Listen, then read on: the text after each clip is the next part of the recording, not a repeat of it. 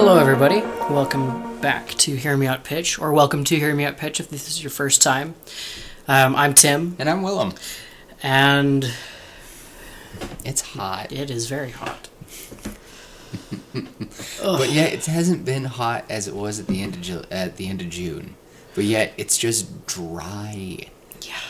It's just desert heat. Yeah. I've been thinking about getting a humidifier. Mine doesn't work no more. Makes me sad. It is. I miss it so much. I used that thing on blast in the summertime. Not really, but yeah. My throat's kind of shot, but I should be fine. And I'm just tired. Yeah. I'm running on maybe 9 hours of sleep for the last 2 days. Yeah, everyone was combined. You started with the 9 hours, and people went, "What?" Over the last 2 days, there's about 4.5 hours each day. That sounds like some SpongeBob joke. How tough are you? Well, I only got 12 hours of sleep, so for the entire month. Oh, you can go right ahead. And also happy 4th of July for everyone. That's tomorrow, but happy 4th of July to everybody, in the U.S. at least, because, USA, U.S. And for everyone else outside the U.S., we are grateful for you listening, and we hope that it's just a wonderful Thursday. Yeah. Yeah. Yep. Well, I have no idea what to go with. go off on. I guess this week I had a couple ideas. Last night I got to bed 1 a.m., 1:30 a.m., right? I'm laying there and my brain is just going. And so I got up, and for the next hour and a half or so, I wrote and wrote and wrote. I had a really, really cool idea. It's very similar to kind of the Mistborn, thing where, spoiler alert, if you haven't listened to Mistborn or read it, skip ahead a few minutes. If you have read it, we can keep going. Book 2 and Book 3 happen, and the Lord Ruler is an afterthought now. He's been defeated. The big bad of the campaign, as it were, is dead, right? And so I had an idea kind of like that. So I wrote a story about a young man who was about to be executed, and I'm guessing this will probably be like chapter 3 or 4. Right, he's about to be executed by the king in his own throne room, and this world. I've been wanting to do a story like this, with this magic system. Essentially, it's conjuration magic. So you can summon things out of thin air, and how that works is essentially you hold out your hand and something will appear in it, or you focus on a spot in front of you and something will appear in that spot, and it essentially pulls that thing from elsewhere around the world to put it there. So there's a scene in this story that I wrote last night, where he's falling out the window and he imagines a hay bale right below him. So he falls into it, and it's a hay bale that has been used for manure. Oh. So he's got a face full of crap. But yeah, it was fun.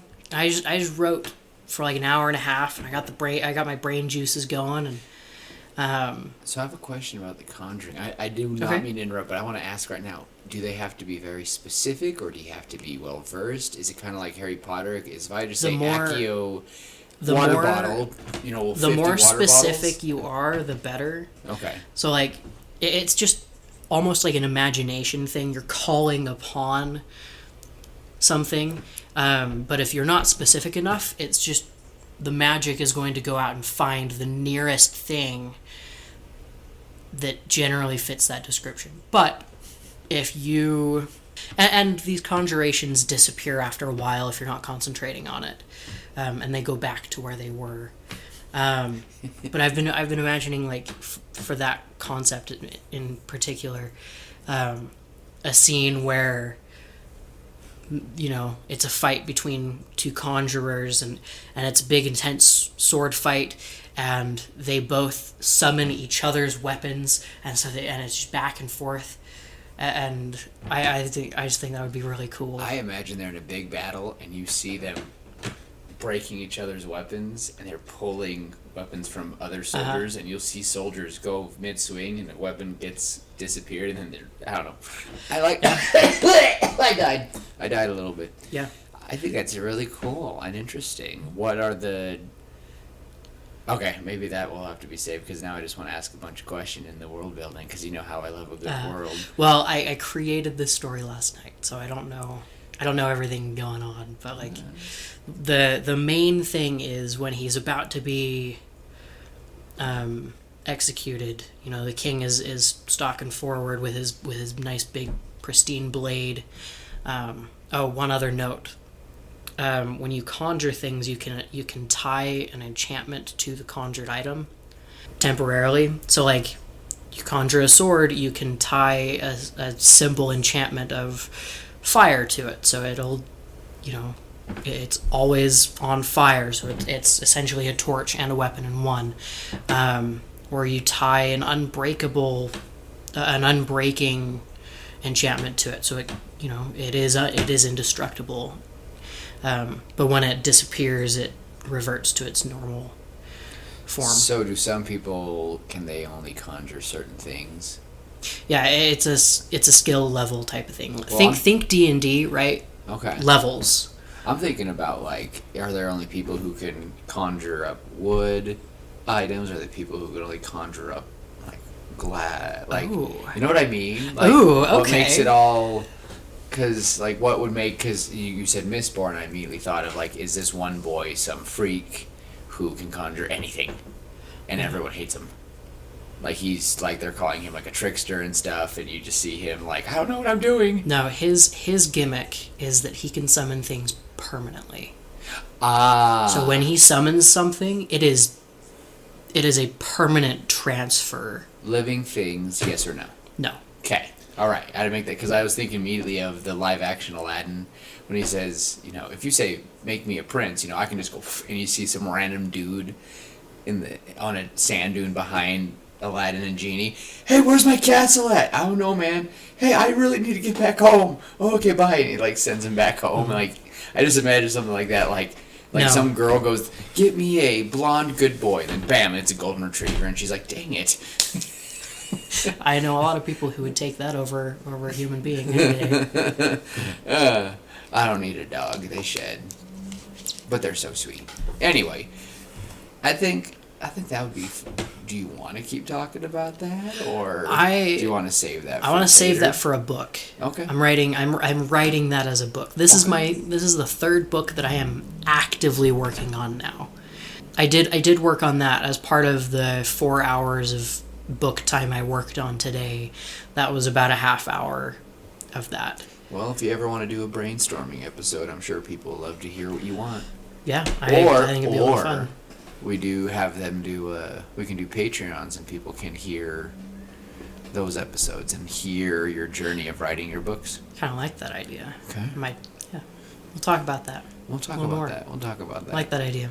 So. I do need a lot of help with these stories, so kind of get the creative juices flowing. No, it did, but I spent an entire work day. I don't know if you ever do this, but do you ever have a daydreaming day, especially when you work at a job that's not a desk job? Oh, yeah. Okay. Oh, yeah. So you know what I mean. So sometimes you're like just thinking about this, and this.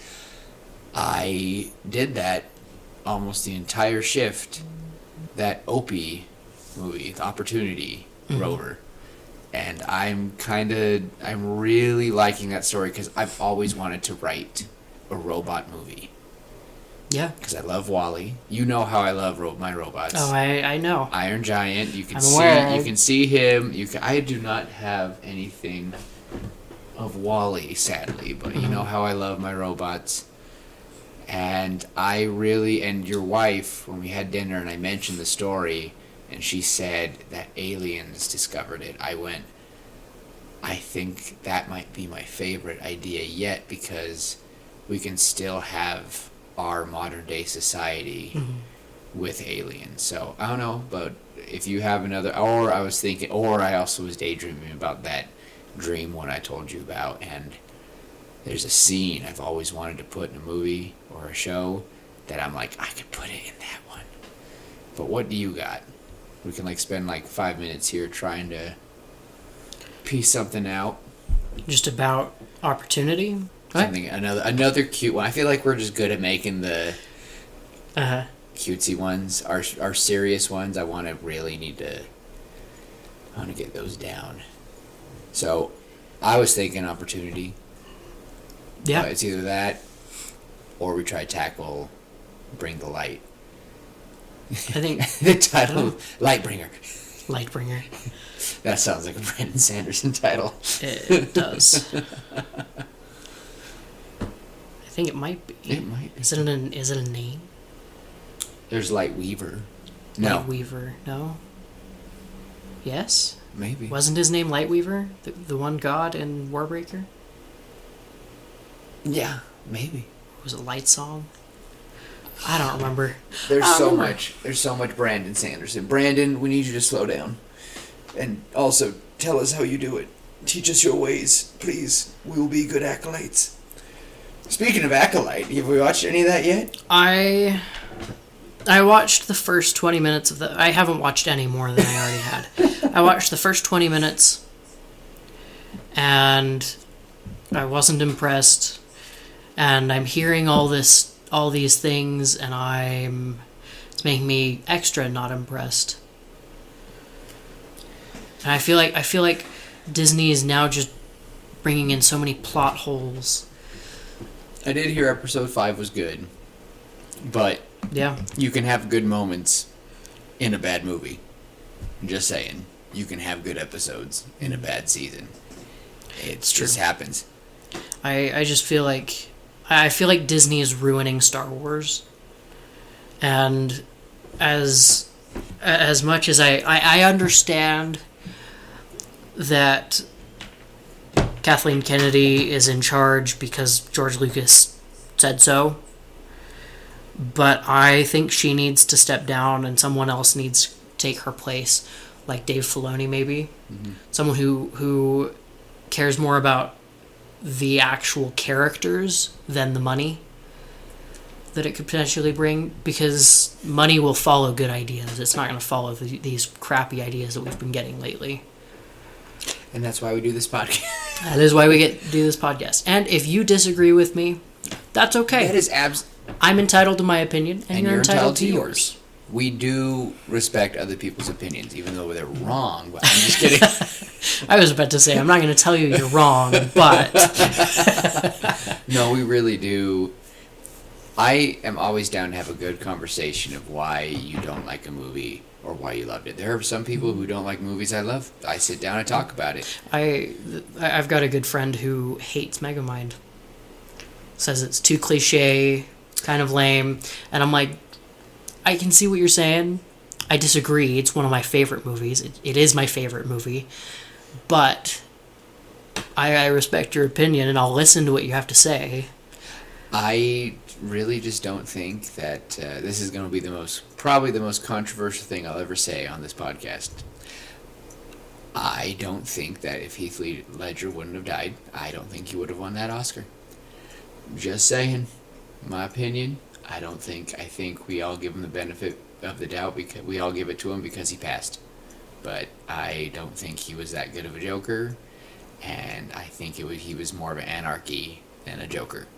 So, Anyway, wow, we might have to edit some of that. Couple opinions there.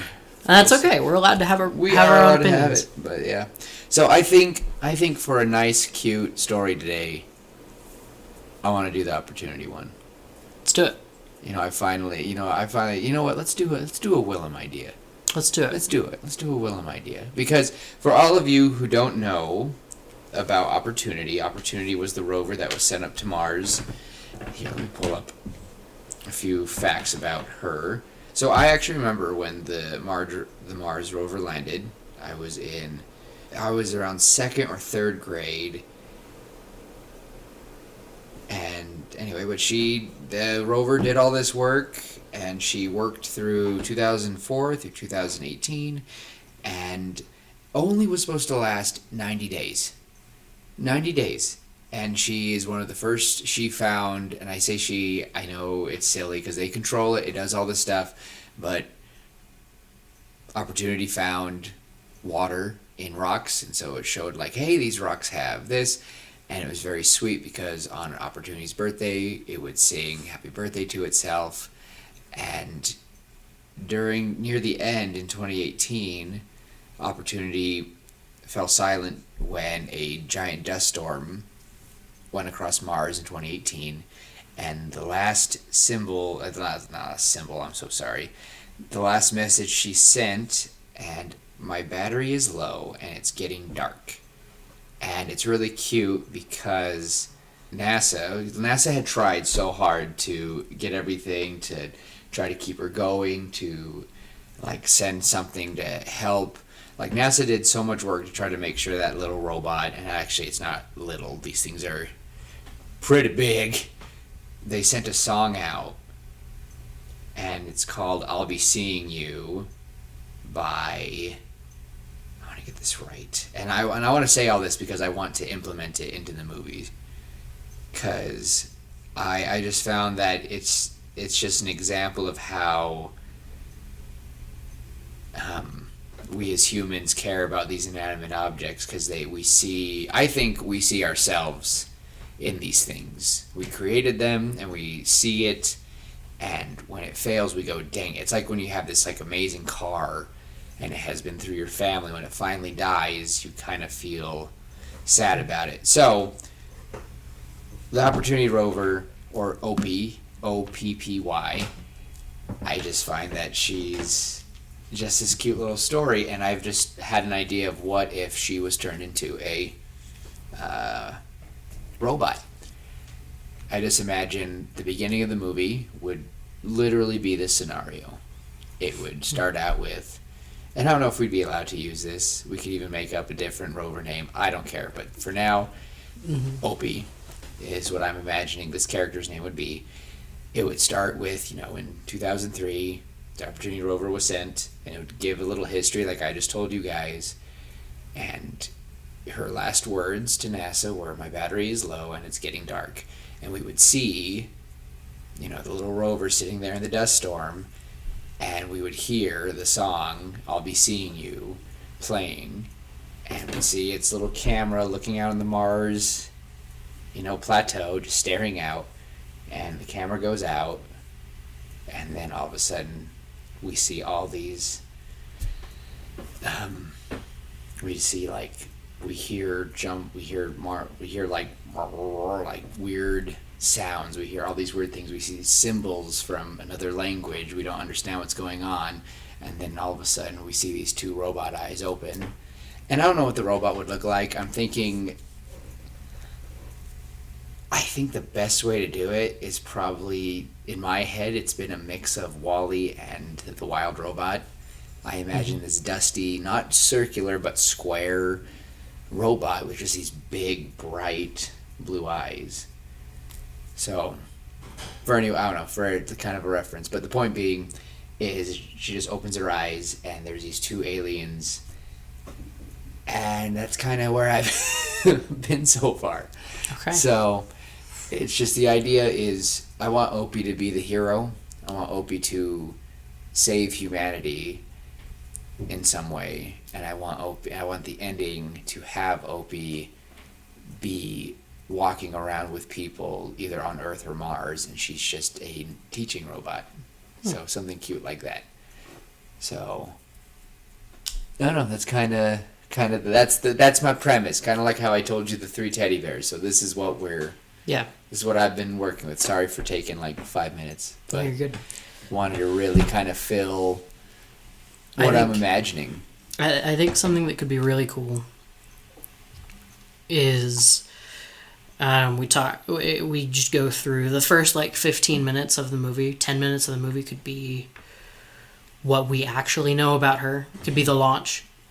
She has a twin called Spirit, who lasted 6 years instead of 14. And you know, we can show that they discovered that Mars has the wet and warm conditions required for life. It doesn't have an atmosphere, but it has potential to host life. And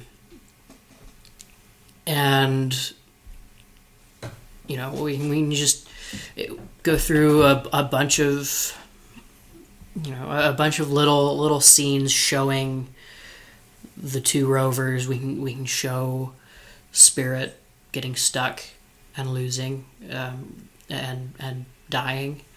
It got stuck and it wasn't able to recharge and all that. Lost communication. Oh, now I just imagine a scene of Opie running away from these aliens at one point and trips on something, and it's Spirit. Oh, that would be so sad. And she's like, oh. So that'd be really sad. I think that'd be cute. I just want, it would just be a cute. I think the point would be, oh no, I want her to see Earthlings at some point. I don't know if astronauts get sent to Mars, because everyone always jokes we gotta go and save her, like The Martian, we gotta go save her. We gotta go save her, like Mark Watney. We gotta save her, and it's no. And it's cute though, because Mark Watney actually uses Opportunity. No, which rover does he use? They use a rover to communicate with him. I think it's Opportunity. This is before she passed away. Not passed away. I do not think robots live. I just love them. Different. They don't have life, but they get all my love. There's a difference. So, I'm wondering if maybe we do not aliens, but we do people. We finally colonized Mars. And so maybe a scouting group has gone out and they found her. And maybe one of the people that was there is there. Maybe the person leading the mission, the scouting mission, recognized her because they worked at NASA one time, at one time before coming to Mars. And maybe this person, maybe these people find Opportunity, bring her back to their base, fix her up, and recharge her. And maybe at that point, it'd be several years in the future, but maybe at that point, they're able to give Opportunity a voice outside of the standard communications that she sent. I don't know. Something like that could be kind of cute. So I think the only reason... So I was on board with that too, and the only reason why the aliens kind of started staking with me is because that way she's not something... Because I was thinking that in this movie, the sandstorm hits, and, we can't really see her in the moment after the sandstorm, and it's so far away we can't really know what's going on. But I was thinking the sandstorm was the aliens, and they just hide under these dust clouds. And they find her, they take her back, and they're underground the surface, and they've been kind of watching us as well, and they're kind of, they didn't say I don't know if it's kind of like Iron Giant kind of thing. They want to wage war, and the only reason why I want that is because I think it'd be so cute for her to show up to NASA near the end of the movie. And we see that people there are people who are still alive who helped launch her. They're probably still working at NASA today. And could you imagine the thing you made is now this smart AI and walks up to you and goes, "Hi, Dad." Just immediately has all the memories of that little tiny rover, but yet now it's just this human-sized hi, and you're like, whoa. So it'd be just cute. So she has two parents. She has humanity and this race, and she wants to be grateful to the aliens, but she wants to help humanity. So I don't know what would be the deal. I don't know if these aliens have been waiting to harvest what we have because they're like, this world used to be green. Little robot. Maybe the whole point of the movie could be these aliens working with Opportunity to try to send her home. Okay. So not really too conflict. Yeah. You don't like you don't want the conflict. Not really. Conflict's hard to write, isn't it? It is very difficult to write. I will say that. And it's especially hard writing conflict. It's difficult to justify the conflict in a way that makes enough sense for the conflict to occur. Well, what would be I think it's like with, it's like with a certain set of people in Brandon Sanderson's books. Everyone thinks that they're one way, and this could be about any of his books, but you have one set of people against the other set of people, but there's two sides to each of them, and they're all kind of justified in their own way, and Kaladin struggles with that, So and I loved that so much, because he's like, well, we need to defend ourselves, but we did this to them. Oh, but they did this to us. Well, and so like everyone has something. So I don't think it's too difficult to write the conflict. I think we can make them, they're desperate. They're this alien race who are desperate. They're running low on water. They want to take it from Earth. And maybe Opportunity. And there are some people who want to say, screw it. Or some of their species are like, screw it. We're just going to go down, take it ourselves. We're better. You can see by what we made. They show Opportunity's old body. They had this. And look what we did with it. We are far better than them. They do not need to live. That sort of thing. I do want it to be happy and coincide. Oh no. It's moments like this where the story I just go, oh man, how do people do this? Every time we do try to do too big of a world, it always scares me. I'm like, because Violet and Micah, they were just our two only people in a very, very linear way of thinking. The teddy bears, they just lived in a city. But Jovi in her world, I feel like we're getting that all over again. And it's okay. We can do this. This is why we have this. Mm-hmm. So I think my question would be, if it was just humans, so let's say scrap the aliens, if it was just humans discovering her and she just wakes up and it's Opportunity, and then you see the smiling faces of humans on a bench on a table somewhere on Mars, what would be the point? What would be the goal of the movie? Would it be that she just explores? Would it be like WALL-E, that she wants them to make sure that Earth is okay? Do we want to do like a Lorax type of thing? A Wump world? I'm kind of thinking almost it would be what I'm thinking is maybe she could be the key to figuring out how to sustain life long term on Mars. And maybe this group went out specifically looking for her, and maybe it was the final look, and if they didn't find her, they had to ditch the mission because they were running low on resources. But they found her. Maybe on their way back they found her. They just kind of trip over her. And they need the information she has to help. I don't know. Maybe they lost communications, and so they need her to reestablish that. Maybe it can be like The Martian, except it's kind of now it's a different story. We have her. Have you seen The Martian? Yeah. Okay, good. Yeah, I saw it in theaters. Oh wow! I was in another country. A lot of movies came out while you were in another country. Yeah. 2014, 2015, and halfway through 2016 were pretty big years for cinema, and I missed them. They really were. So, no, I think it would be funny if opportunity becomes like the reason for humans to be better. You know, because we're going to come here to Earth. I mean, to Mars. We're going to colonize Mars. We're going to make it our home. So we need you to help us.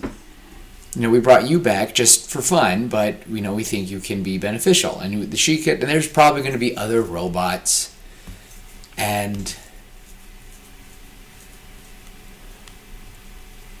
well, the thing about opportunity that I noticed is she has her own personality. Right? Like every year on her birthday, she would sing happy birthday or hum happy birthday to herself. And when she would send back those messages, there's almost like a personality to each message. And so maybe NASA was like, well, we did something with our processor that's different from everyone else, and we can't remember what we did, or we can't replicate what we did in the same way, or something. Maybe some single string of code changed how she thinks and gave her almost sentience.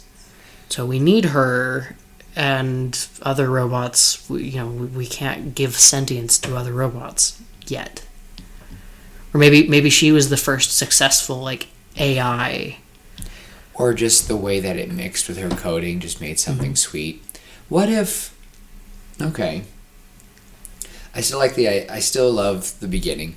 The camera goes out, wakes up. What if she's on Earth? What if they just brought her back? And I think it would be cute for her to, it shows her in the beginning to... Because I think the idea of... I don't mind a message about teaching telling people to be better with Earth. I love the Lorax. I love Wump World. I love those type of things.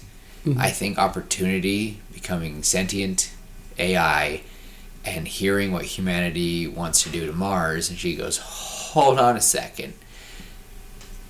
And, she kind of reprimanded. It would be funny just for this robot who lived on Mars for, well, at this point, who knows how long. And they're like, first off, you're a robot. But second off, you are the opportunity we had to see that we could have life on Mars. We've already started colonizing. So what is your deal? And she's like, I want, that sounds like WALL-E. WALL-E was very similar. WALL-E was just a little beacon of hope because he goes, look what I found. Yeah, I mean, WALL-E's whole purpose was to clean up trash, and yet he found love. Well, yes, he found love, but he found treasures within the trash on our world. He is the ultimate hoarder. He would steal body parts from his fellow brother and just... He did. Huh. He was the last one.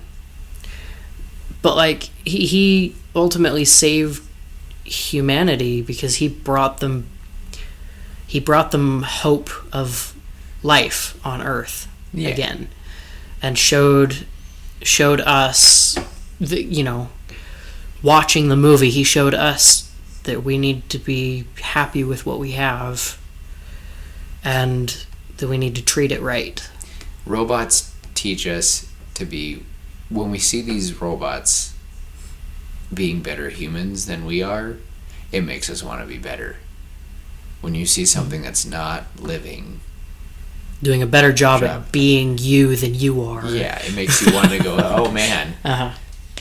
And I don't think AI will ever, replace that, but I think just...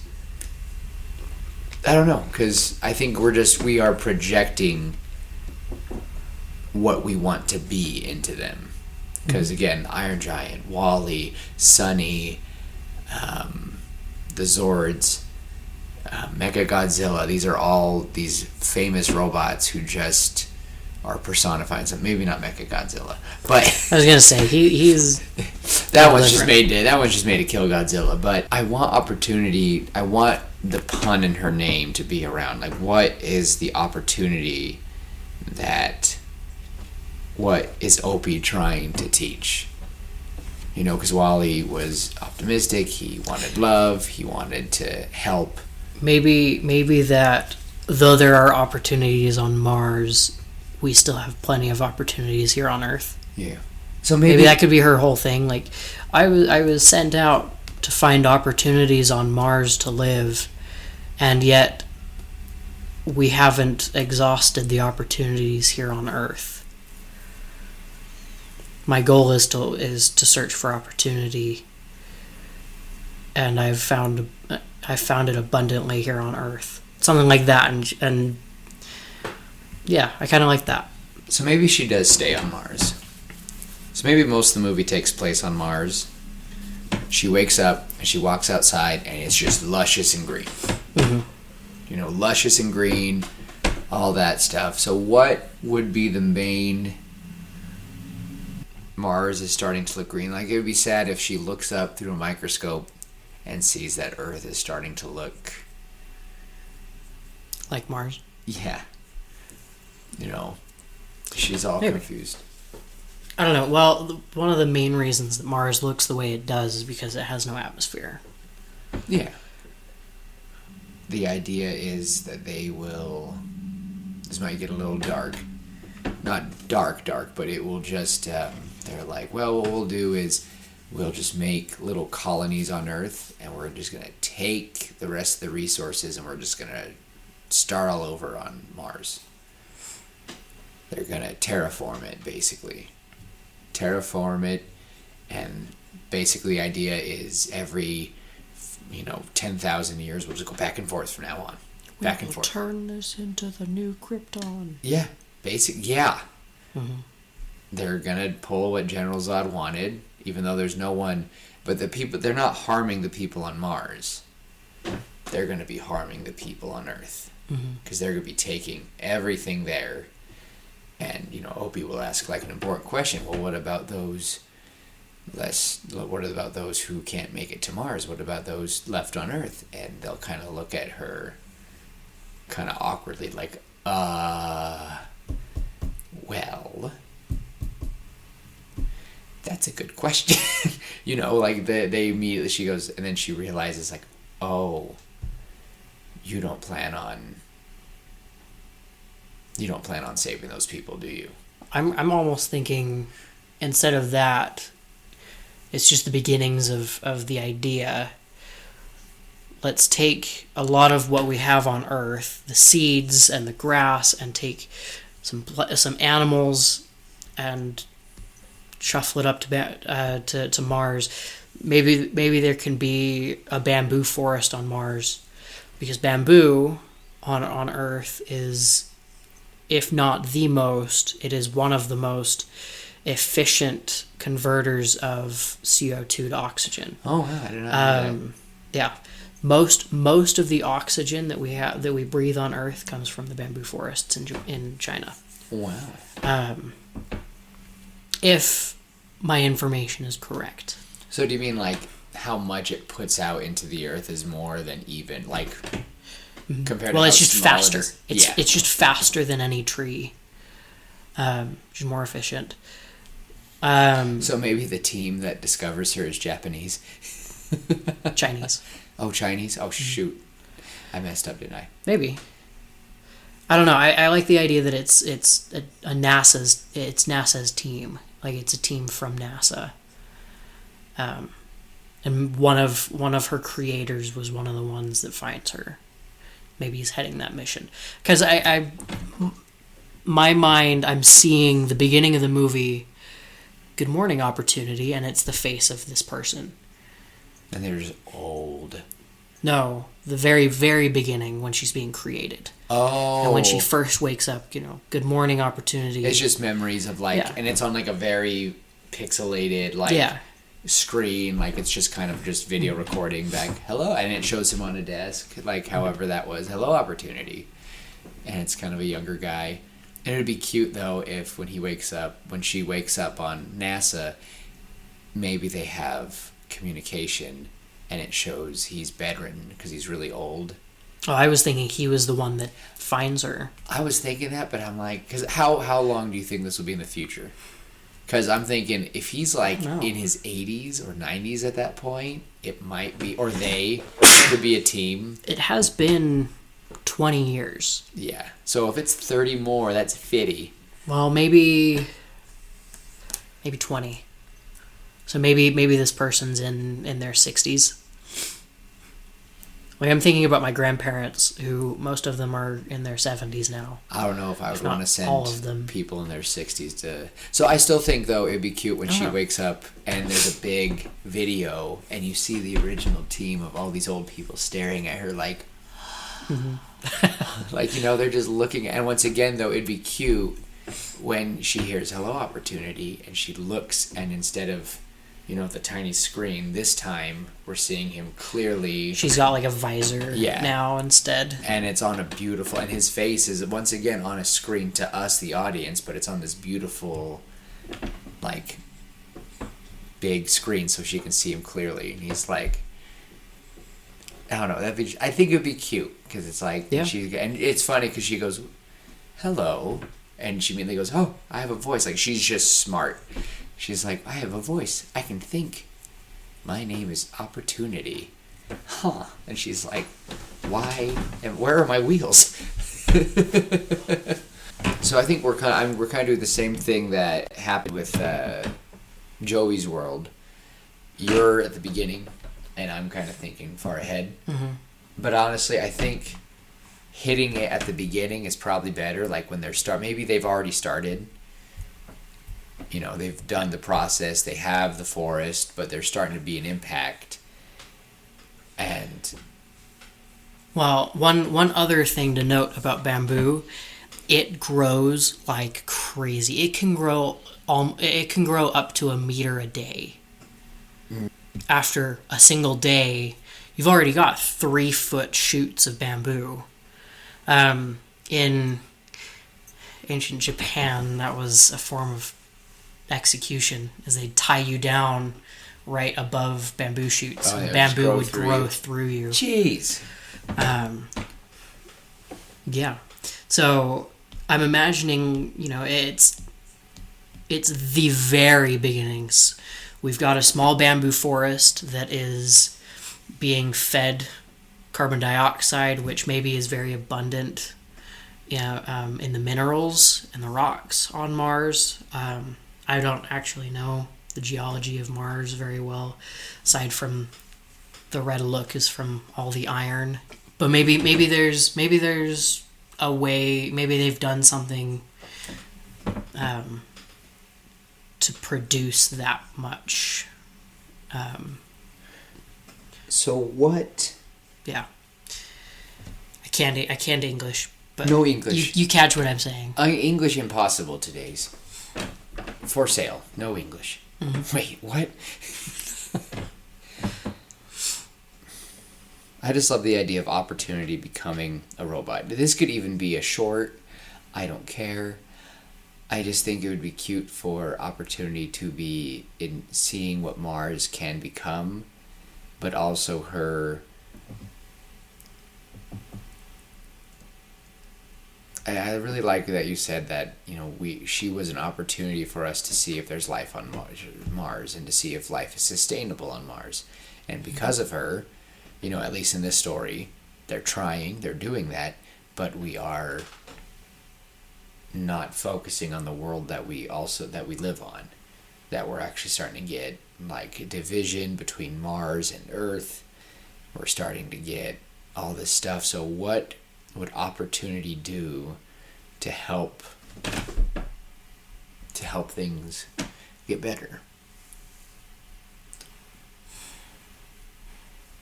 What would be the end? I think if we can figure out the end, the rest will come easy. Because I don't think she blows up a ship. Does she have a big speech to everybody? Does she let herself Does she find more? Does she find like a big underground mine just full of rocks for Earth, for Mars to not have to take stuff from them? Does she find like a pocket full of sunshine?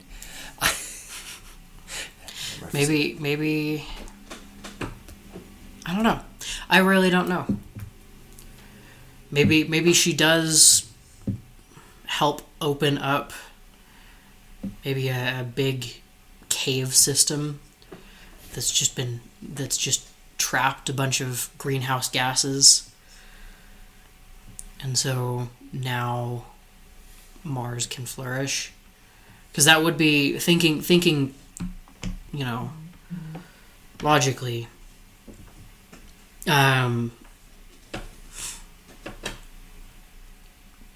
My mind just blanked. Thinking logically, one of the issues about colonizing Mars would be the air, would be breathable air, and it would be very difficult to filter enough air fast enough for a lot of people to survive. Maybe that could be her main purpose. She found water. She and Spirit found water in the minerals and the rocks. So maybe her new goal is to find these, these livable gases, things that are required for life. Okay, I've been kind of just thinking, what if, here's the issue. Mars has turned into, it's been a fat minute. Mars has settled.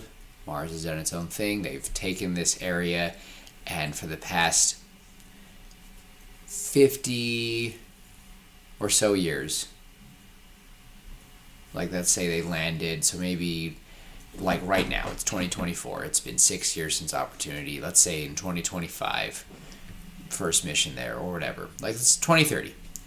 2030 and 30 years, we're at 2060.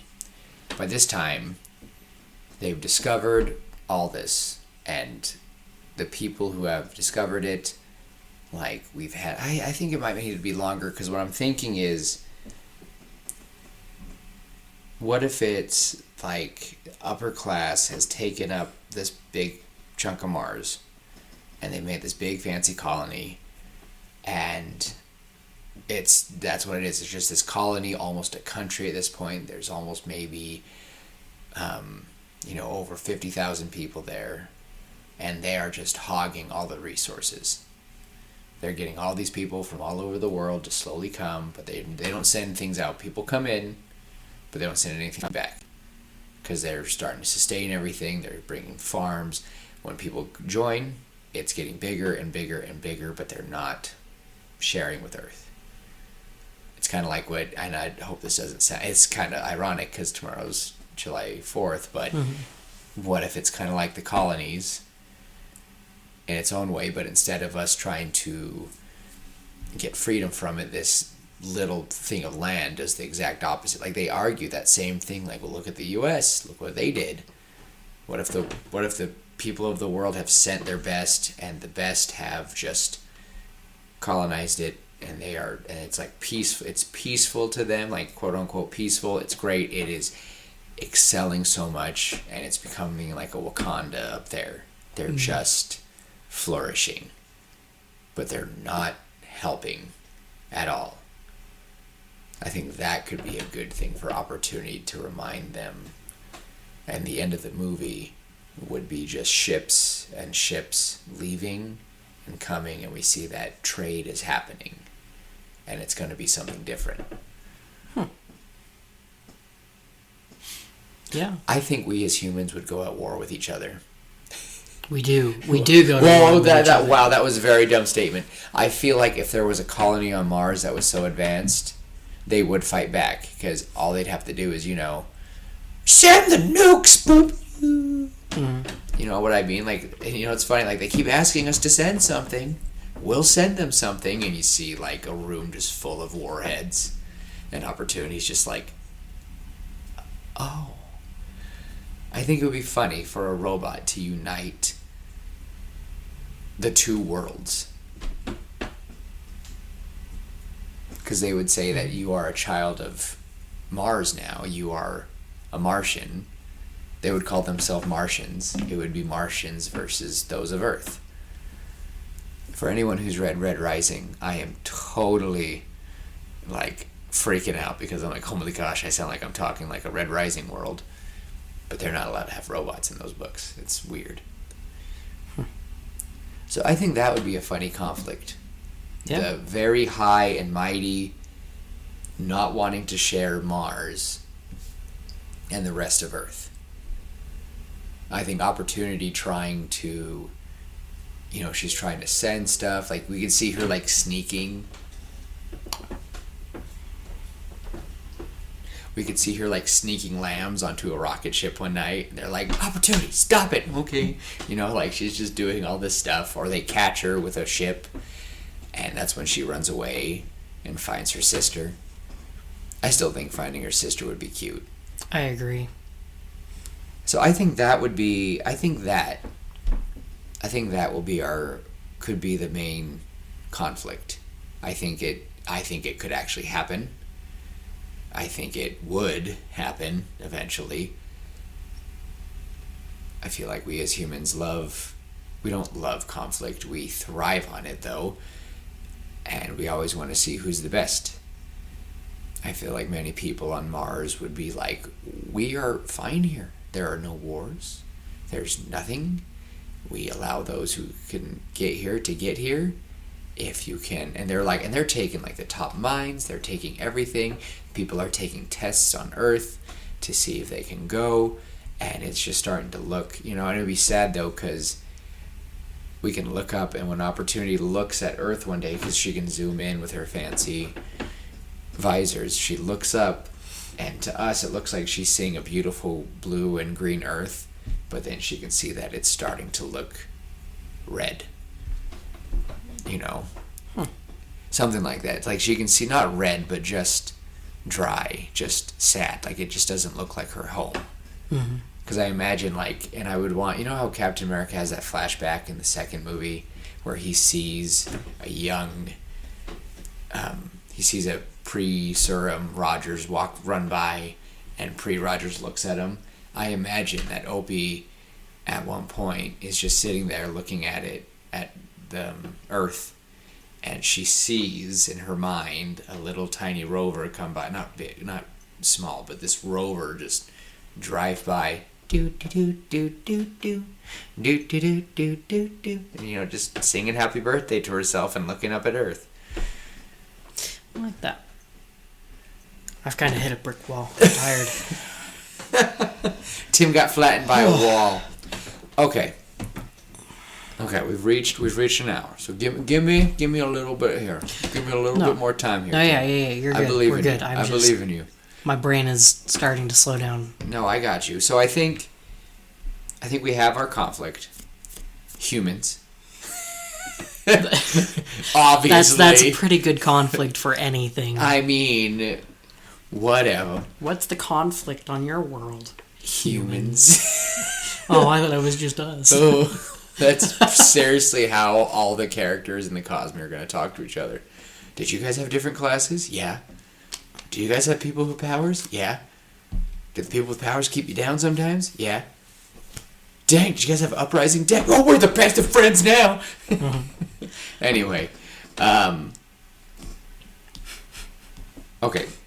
So now I want to talk about just a few scenes, some few build-ups. Mm-hmm. Like, what would cause Opie to, does Opie have a big speech at the end? I don't want it to be like some cheesy thing, but I feel like she would give... Opportunity is hope. Yeah. Something like that. I'm Mr. Opportunity. I'm back and I'm knocking. If anyone remembers those commercials, I loved those. So I think a question I have for you. I think we have the beginning beautifully. I think it would be cute in the beginning to see Opie being introduced to Mars and loving it. And I think it would kind of be, how they wanted it to be in Encanto, not Encanto, wow, in Wish, how they wanted it to be. Like, they did so good of a job building up that world, but when the glass shattered for us, it just felt so dull. Lame. Yeah. Yeah. So what would be the glass shattering moment for Opie? You know, she's being introduced, she's seeing all the animals, she's having like a wild robot moment, like petting the animals, she's loving it, she's touching water, you know, she's like, oh, there's water on Mars. And she's like, my sister would love this, you know, it's just so cute. And you best believe the end of the movie is I want to see those two robots walking. They brought her sister back as well, and her sister are just walking across the plains away from the Utopia because they just want to go and explore Mars like they were supposed to. I think that'd be cute. I also want a scene of everyone singing happy birthday to her. Yes. I do want that. And, you know, well, it would be cute because they're like sitting there, they're like, oh, like you did it, they're showing her, and all of a sudden when they get to this one thing, they get to a courtyard just full of people. And this could be right before the glass shatters. Because they get to this big, they take a tunnel to like this bigger dome, and it's just full of, I don't want to say bamboo, like just bamboo. I feel like there'd just be one full of bamboo. Plants. Yeah, but this one's just a beautiful field with all their people. It's just a big courtyard, and she walks in, and she's like, what's this place? Like, oh, it's the city square, and or whatever. It's just the main hub, and you just see everyone's gathered. And again, there's just thousands of people here. And all of a sudden, Opie's talking to the leaders of this place, and all of a sudden, you hear just someone just starts, like a little kid, just start at one time going, happy birthday to you. And then the whole crowd, happy birthday to you. And then just the whole thing is singing, and Opportunity looks around. And I want her to have, like, a way to smile, like she could have, like, you know those masks that digitally show? I imagine that her mouth is a digital kind of mouth, and she's just smiling. Imagining, like, her entire face is that. And then she just has kind of the... I can imagine, right, like her entire face is that kind of digital screen, right? And I'm imagining tears. Like tears? Digital tears. Okay. I was thinking like Wall-E eyes or Wild Robot eyes. I love big eyes. Like the Iron Giant. I feel like those... Mm-hmm. Either way, I just want her to be just so surprised. And they're like, today is your birthday. And we decided to, like, they're like, we've been waiting for months to bring you back. But we found it would be fitting for your new life to be on your birthday. You know, it'd be so cute. And she's just so, you know, it's amazing. It's awesome. And then I feel like that would be when the glass would shatter, because now she can finally see, because this also is observing Earth, and that's when it, like, shatters for her. Because that's where, like, I can feel like a happy birthday gets slow, because everyone's, like, cheering, and it gets all slow, and she looks up in the sky, and Earth looks wrong. I think I don't want to ruin the happy birthday scene. You don't want to ruin the happy birthday? So maybe we have the happy birthday scene, and then later that night, she's sitting on a rock, humming happy birthday to herself. Oh, she's like, am I allowed to walk Mars? Like I used to. And they're like, of course. You know, they trust her. Well, I feel like they say that they trust her, but they definitely have like a fail-safe button somewhere for her. Like, I imagine they're going to shut her down at one point. So, you know what I mean? Not shut her down, but like just freeze her. I don't know about that. I think they just have a way to track her. So they actually just a better tracking system, so they don't lose her. Okay. And that was like, yeah, no, we can track you, we can find you if you will never be. And they look at her and they're like, you will never be lost in a dust storm again, Opie. You can do this. No, it'd be, she looks out and like, am I allowed to walk around? Like, if you want. And at that moment we see, like, but we should warn you, a dust storm's coming. And we see her visibly get, when she runs away, she runs into a dust storm. I like it. And that's when she finds her sister too. I like it. Just kind of poetic. But she visibly gets kind of nervous with, I'm scared my circuits. I'm like, no, Opportunity, you are made to survive those, you'll be fine. But then she goes, why am I, what is this in me? I cannot, they're like, you're more than welcome to walk, you can do that. You walk into the airlock, and we'll let you go. And she's like, but there's a sandstorm. And they're like, no, Opportunity, you will survive a sandstorm. And she goes, and she literally starts shaking. And she puts her hand away, and they go, I think there's something wrong with my programming. I cannot go outside. And they kind of look at her funny. What do you mean? And she's like, I cannot. And they're like, you're scared. And, that'd be cute. Kind of like an iRobot moment, just that's fear. Mm-hmm. It's okay for someone to have, fear is what humans have to keep us safe. We have that to protect us when we've learned, and you were trapped in a sandstorm. And Opportunity's like, I will wait for the sandstorm to end. And then she can walk out, and that's when she sees Earth. I think that'd be really cute. Yeah. I think her being scared of the sandstorm would be also a little thing. Because again, I know that's asking a lot for a robot, but just this programming with this smart AI of this drone, I feel like it would make it go, I cannot walk through it. Like, sandstorm equals batteries shut down, I cannot. And for some reason the AI can't learn to overcome that. Mm-hmm. I feel like that would still work in an AI sense. AI says sandstorm leads to battery life go down is bad, don't want to do that again, so therefore do not go into sandstorms. And that could be a display of fear. And it would be funny though, one little kid says, you're scared, and no, sweetie, she's programmed herself in a way to be cautious of sandstorms, but to us we'd be like, she's scared of them. Maybe Opportunity corrects the mother and is like, no, It is fear. I am afraid. No, I think she probably would agree. No, maybe the little kid says, you're afraid. And she goes, I am not human. I do not feel fear. I can overcome this. And when she goes again, literally, there's no warnings in her head. She just shakes. And she goes, I will wait for the sandstorm to pass. So she's she herself is also denying it. She's like, no, I'm just a robot. Oh. And then when she runs away, she goes, I am not afraid. And just keeps, oh my goodness, I love it. I love it. Okay. So I feel like the glass shattering moment would be her walking around on Mars, and she's just enjoying it. We see some people riding on one of the giant rover things they got, like they did on the lunar carts they had there. You just see people riding those bumper cars, and they're waving at her, and she's waving at them. It's super cute. I just imagine that they can't go too far, and I don't know why they wouldn't have. I'm almost imagining a dome. Yeah. This whole time I've been imagining kind of a dome. Well, I imagined a dome, and then domes in the dome.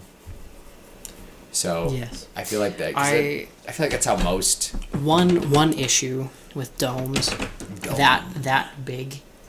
And it's something that my friends and I had to think about, because at one point we wanted to create. This is going a little bit off topic, but at one point years ago, my friends and I wanted to start our own theme park. Oh. A big one out here in Utah. And we talked about it and talked about it and talked about it, and we figured out exactly how it was going to go, and it was just going to be domes. A mile across, every single one of them, and there was going to be several, and each one was going to be a biodome. Oh. So each dome was going to have its own climate. There was going to be a jungle one, there was going to be a desert one, there was going to be a snowy one, there's going to be a mountainous one, because it's Utah, we got mountains. But we were going to have a bunch of that, and then there were going to be a bunch of rides and stuff. But mostly it was going to be experiences. Anyway, we we're trying to figure out how we're going to get the domes to be that big. And we realized that it's not feasible because that's heavy. Like crazy heavy. It is. Like even if you had steel beams the size of the width of large trees, you know, spanning this whole thing, going all the way up to the ceiling, it wouldn't hold.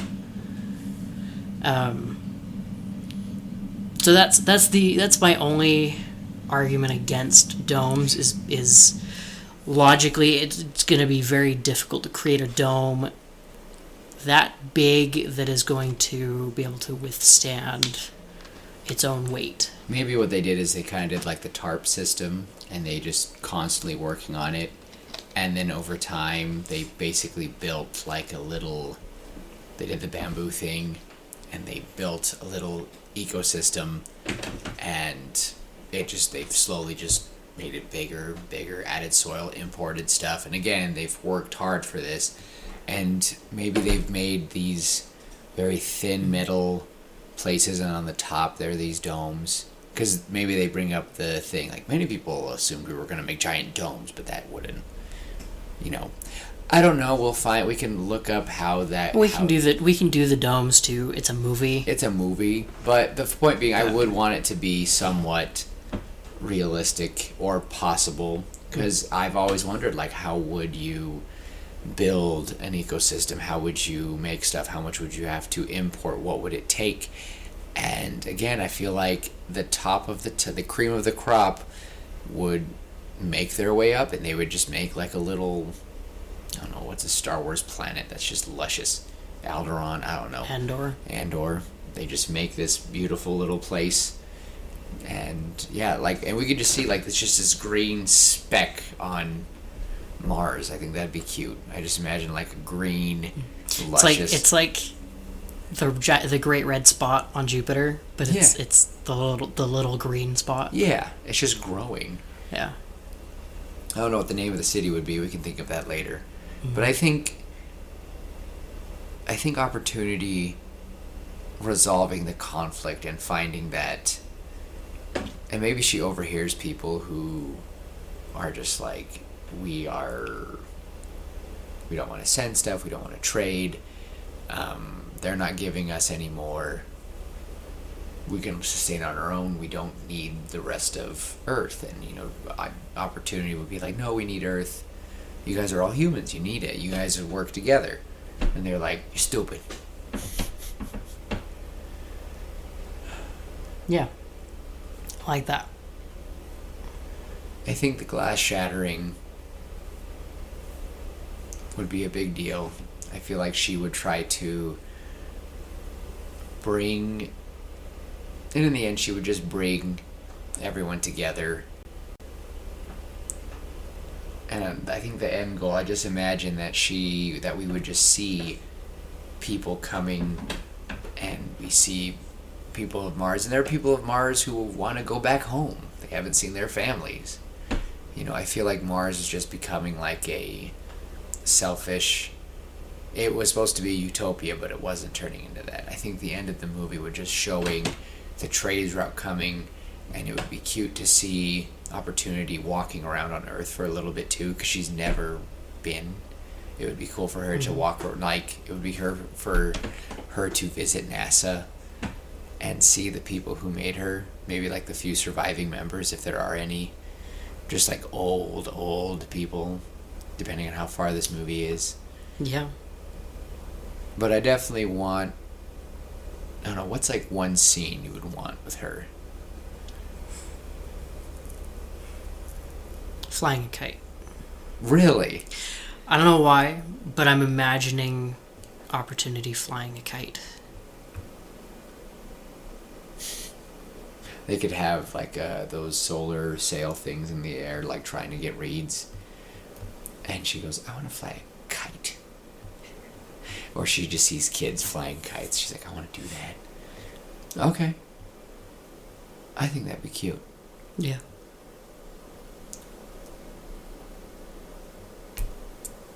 So do you think... I think there should be at least... No, I don't really want there to be any connecting, like, overlaying... I don't want any, like, humans. Maybe, like, one of the scientists or maybe one of their kids would be one of the people who tried to help her. Or maybe the person who found her was, like, the grandson or granddaughter of one of her creators. Yeah. Yeah, and then that would be like, we do need to get back. I feel like her bringing the body, quote unquote, of her sister, like just pushing it over or bringing like a piece of it, like the head of it or something, a piece of it. I think the whole thing. They're pretty big. I know they're big. But how would you carry it? Drag it. She would just drag it. We just see her like grab, like we just see her pushing it.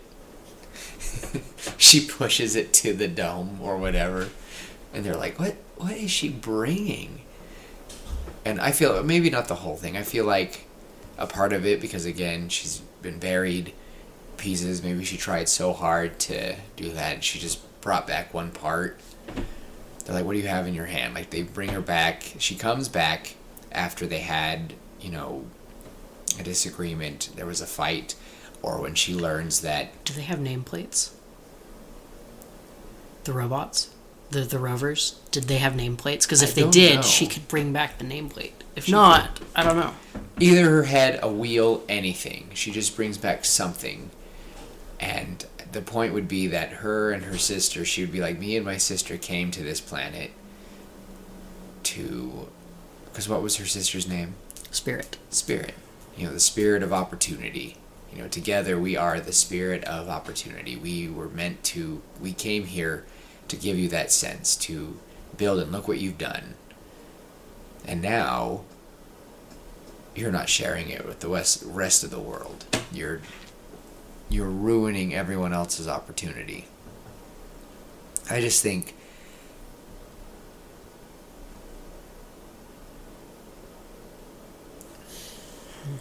they do have nameplates.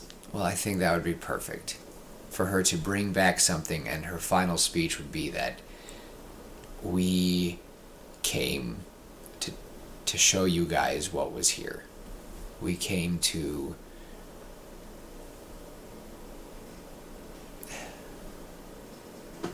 No. Yeah, I don't know. I think...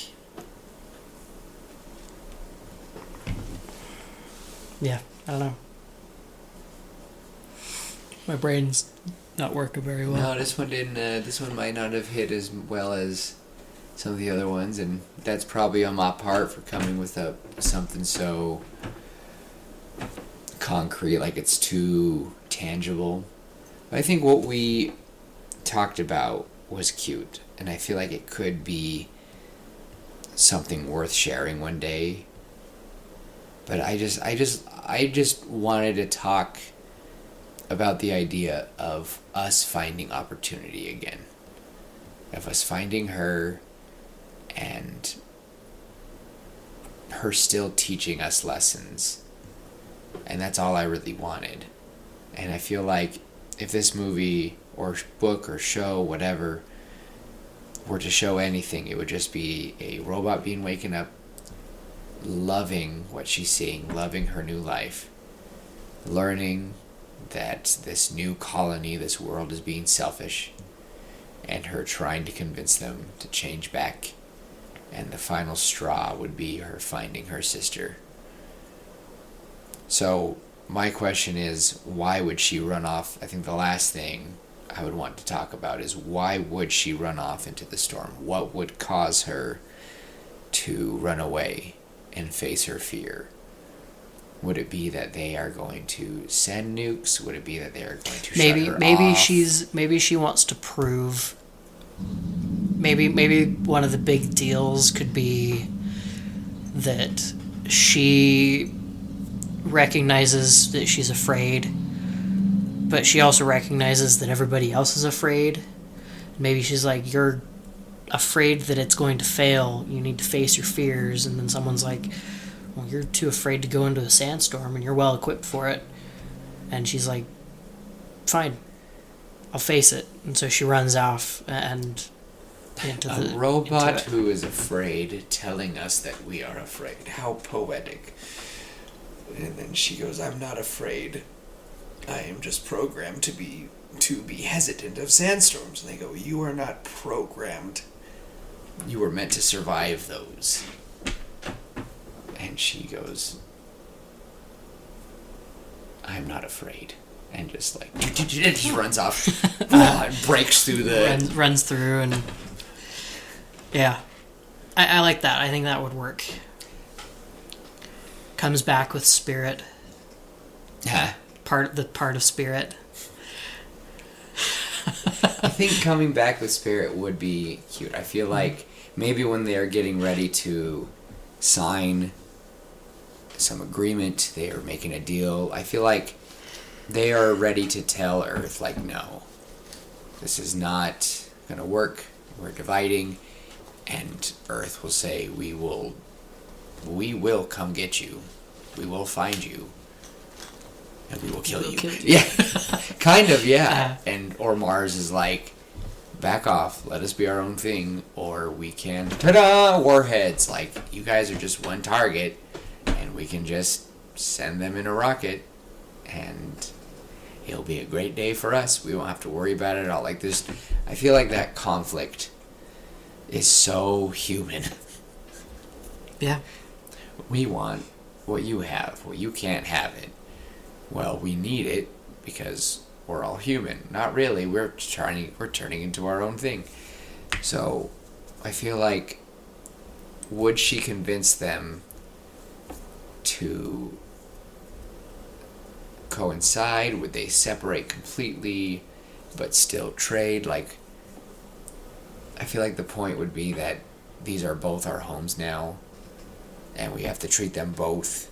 If we were to use both of these planets together, because maybe there's an issue going on with they just don't eat as much, or they just can't enjoy simple things as all, like, they don't enjoy hot water, they have to do recycled water all the time. You know, they're like, if your two planets work together, both would flourish, and who knows where humanity will go.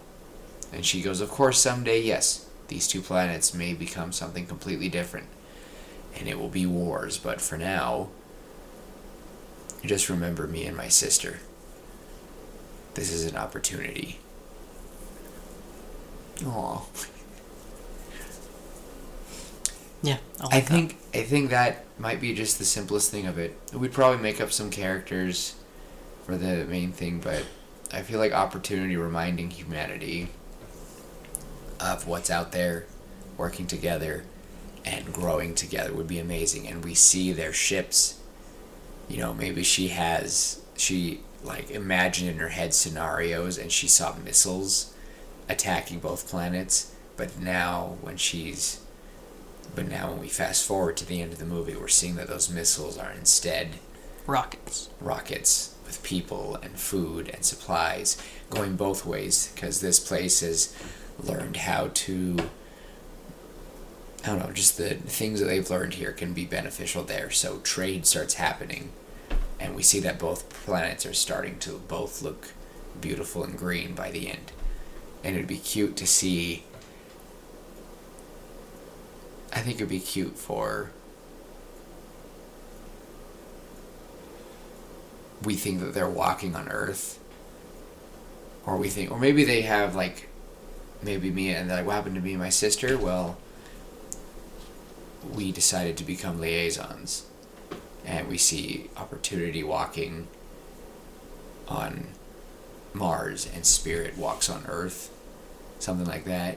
Mm-hmm. That would be cute. And then I like that. And then at the end of the movie, though, we just see Opportunity walking, and it says incoming message from Spirit, and she, like, opens up, or she's, like, listening, and it's Spirit humming to her, happy birthday to you, and they're both just singing, because they both have the same birthday. I think that would be the perfect way to end the movie. They're both just, like, humming happy birthday to each other on two different planets. Yes. I think that'd be cute. Maybe Spirit is on Earth. Maybe that could be the thing. A spirit and opportunity have to work together. They divorced parents taking the 2 kids. Something like that. Oh! Dang it, now I want to change the whole movie. What if it's just spirit and opportunity wanting to reunite? No? Okay.